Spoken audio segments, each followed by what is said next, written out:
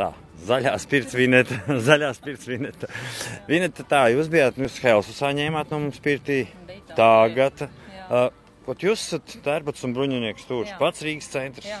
Kāpēc jūs piedalāties šitādos te pasākumos? Īstenībā mums ļoti patīk par šiem savu pirti tajā Tērbatas un Bruņinieku ielas stūrī, bet lieta ir tāda, ka mēs to pirti no turienes nevaram atnest uz šejieni. Bet mēs gribam parādīt to, ko mēs protam un mākam arī tiem cilvēkiem, kas ir šeit.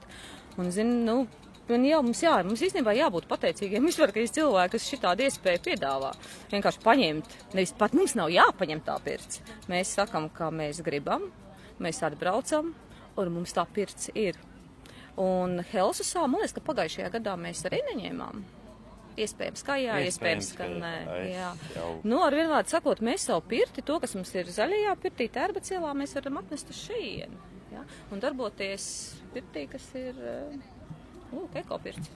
Un kas ir jums tas īpašais, kas ir tā zaļā pirts pīča? Jā, man ir īstenībā daudz cilvēks, kas viņi saka, kāpēc mums jāiet pie jums ir? Ja? Un man atbilde ir tāda, īstenībā es saku, ka jums nav jānāk pie mums, bet atnāciet, pamēģiniet, un tad jūs redzēsiet, ka jūs arī nākamreiz nāksiet pie mums. Bet tur ir tā fīča, odziņa, ir tā kaut kāda odziņa, jā, kaut kāda odziņa, tā, kas neauga ne mežā, ne dārzā, bet tās odziņas, kas auga no šejienes, un ja no šejienes auga arī rokas, jā, tad cilvēkiem patīk. Un vēl viena svarīga lieta ir, ja es esmu pārliecinājusies par to, ka ja es daru to, kas man patīk, tad arī pārējiem patiks. Līdz ar to es arī īstenībā visiem varu pateikt, lai dara to, kas sirdī tos ir. Tad pārējiem patiks. Ok, tā. Un kur jūs atrast?